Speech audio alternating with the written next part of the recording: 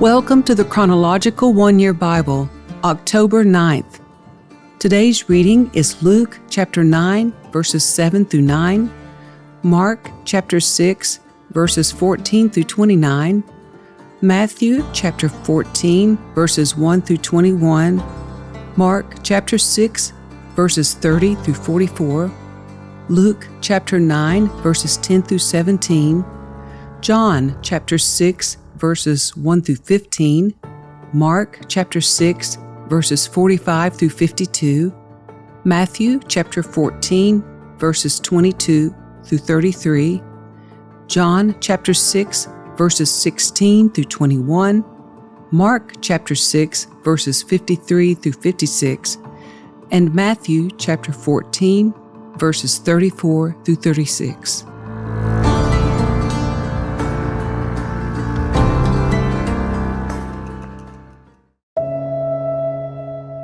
When Herod Antipas, the ruler of Galilee, heard about everything Jesus was doing, he was puzzled.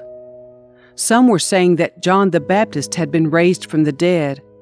Others thought Jesus was Elijah or one of the other prophets risen from the dead.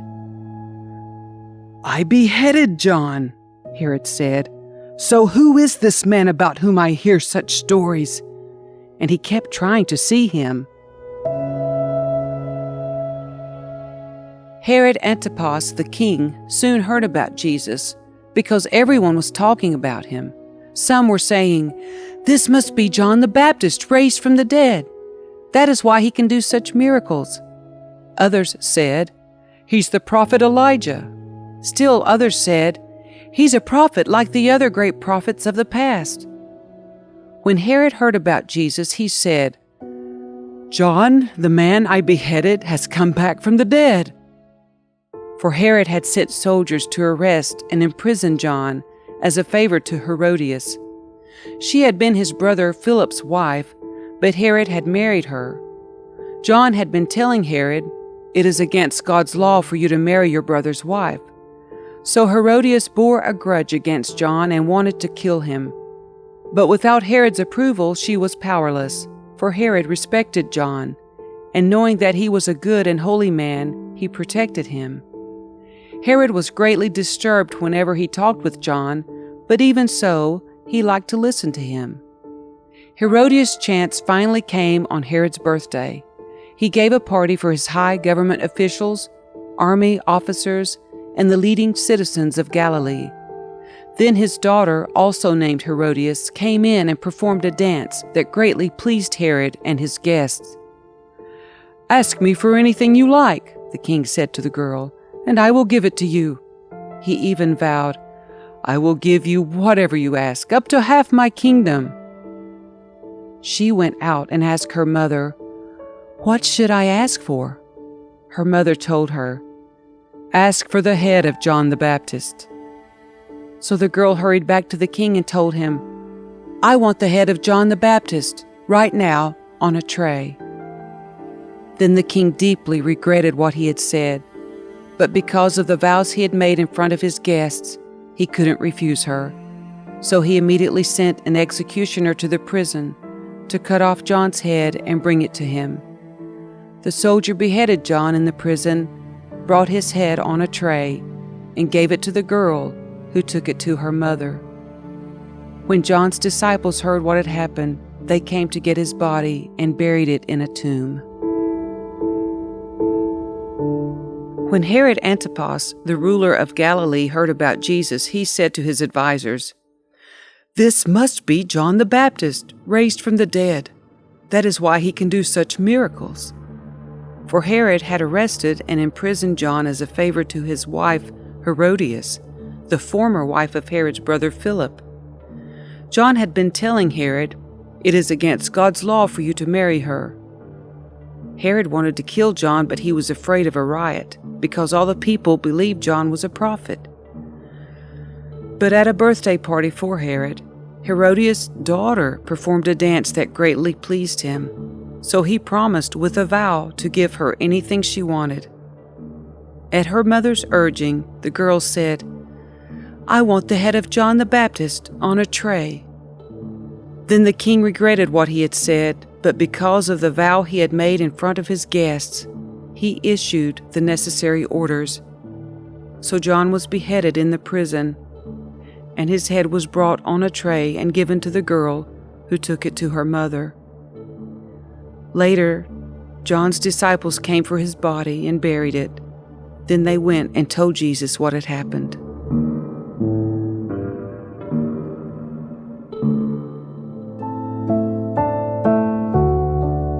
As soon as Jesus heard the news, he left in a boat to a remote area to be alone.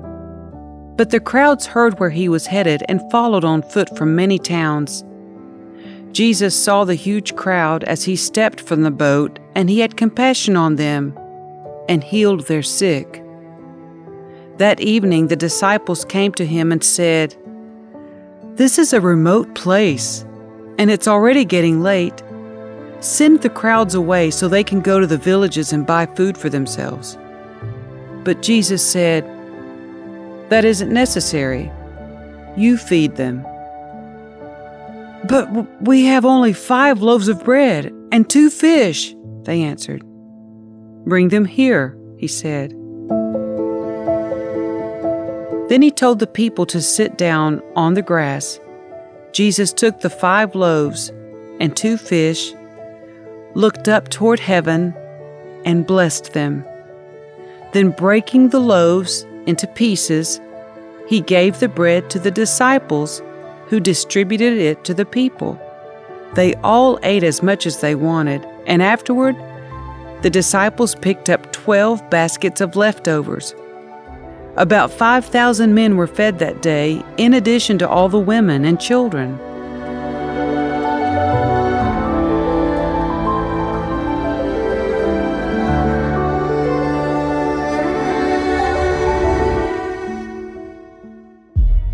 The apostles returned to Jesus from their ministry tour and told him all they had done and taught.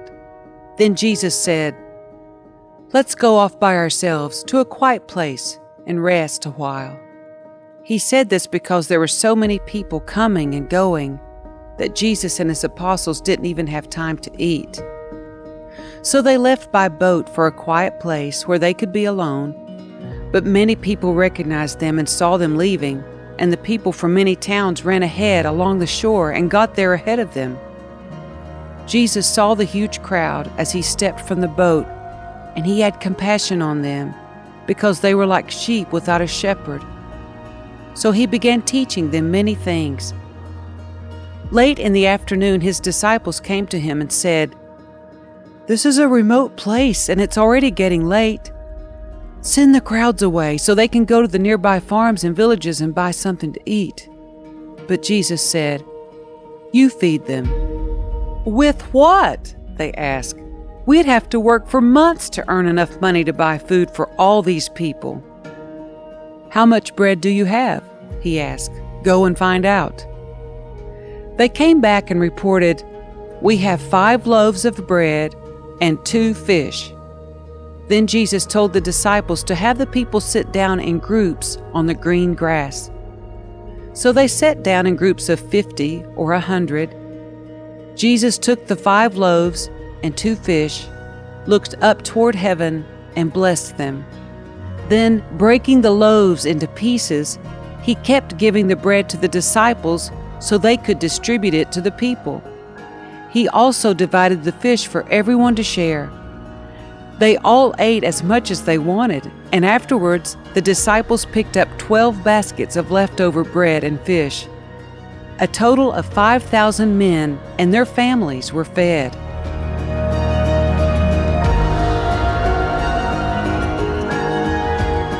When the apostles returned, they told Jesus everything they had done.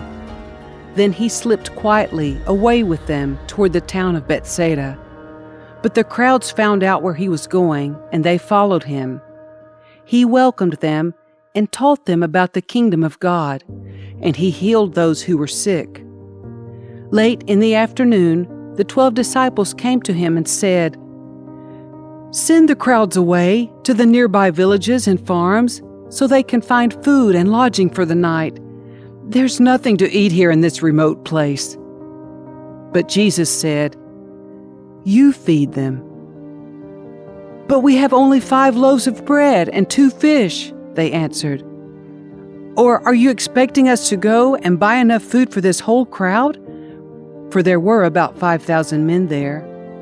Jesus replied, "Tell them to sit down in groups of about 50 each." So the people all sat down. Jesus took the 5 loaves and 2 fish, looked up toward heaven, and blessed them.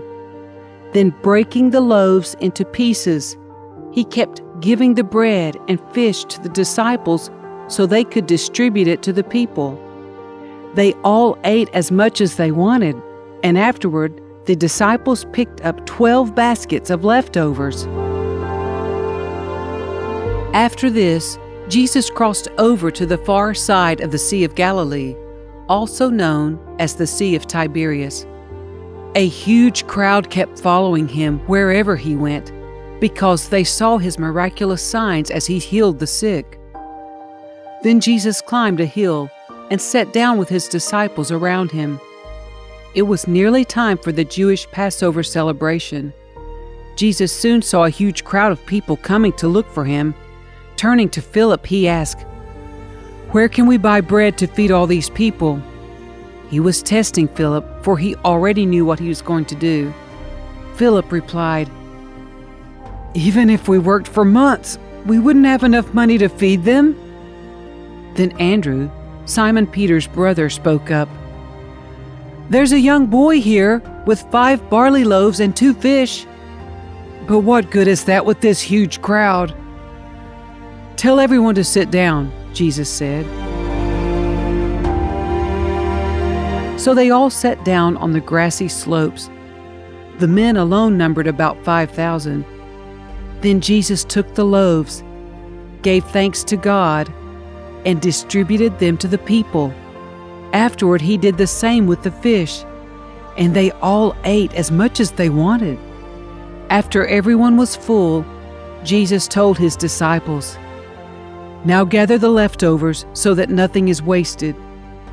So they picked up the pieces and filled 12 baskets with scraps left by the people who had eaten from the 5 barley loaves. When the people saw him do this miraculous sign, they exclaimed, "Surely he is the prophet we've been expecting." When Jesus saw that they were ready to force him to be their king, he slipped away into the hills by himself.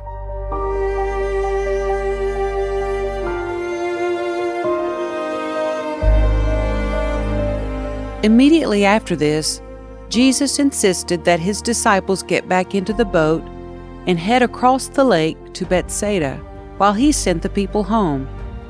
After telling everyone goodbye, he went up into the hills by himself to pray.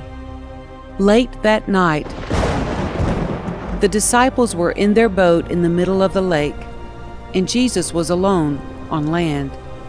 He saw that they were in serious trouble, rowing hard and struggling against the wind and waves. About 3 o'clock in the morning, Jesus came toward them walking on the water. He intended to go past them, but when they saw him walking on the water, they cried out in terror, thinking he was a ghost. They were all terrified when they saw him. But Jesus spoke to them at once. "Don't be afraid," he said. "Take courage, I am here." Then he climbed into the boat, and the wind stopped. They were totally amazed, for they still didn't understand the significance of the miracle of the loaves. Their hearts were too hard to take it in.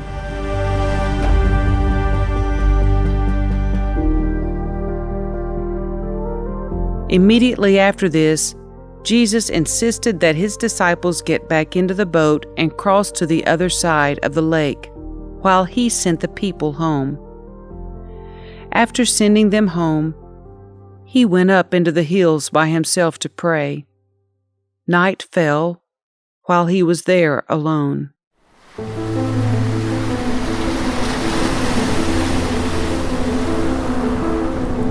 Meanwhile, the disciples were in trouble far away from the land, for a strong wind had risen and they were fighting heavy waves. About 3 o'clock in the morning, Jesus came toward them walking on the water. When the disciples saw him walking on the water, they were terrified. In their fear, they cried out, "It's a ghost!" But Jesus spoke to them at once. "Don't be afraid," he said. "Take courage. I am here." Then Peter called to him, "Lord, if it's really you, tell me to come to you walking on the water." "Yes, come," Jesus said. So Peter went over the side of the boat and walked on the water toward Jesus. But when he saw the strong wind and the waves, he was terrified and began to sink. "Save me, Lord," he shouted. Jesus immediately reached out and grabbed him. "You have so little faith," Jesus said. "Why did you doubt me?" When they climbed back into the boat, the wind stopped. Then the disciples worshiped him. "You really are the Son of God," they exclaimed. That evening, Jesus' disciples went down to the shore to wait for him. But as darkness fell and Jesus still had not come back, they got into the boat and headed across the lake toward Capernaum. Soon a gale swept down upon them, and the sea grew very rough. They had rowed 3 or 4 miles when suddenly they saw Jesus walking on the water toward the boat. They were terrified, but he called out to them, "Don't be afraid! I am here!" Then they were eager to let him in the boat, and immediately they arrived at their destination.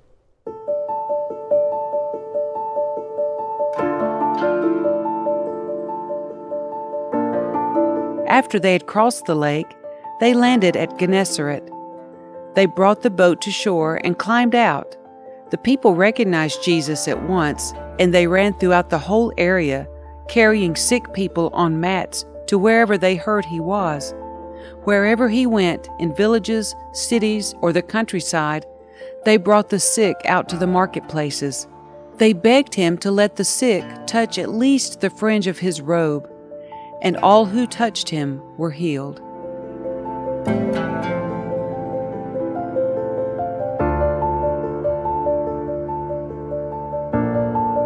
After they had crossed the lake, they landed at Gennesaret.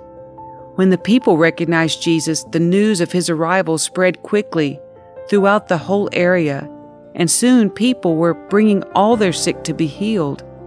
They begged him to let the sick touch at least the fringe of his robe, and all who touched him were healed.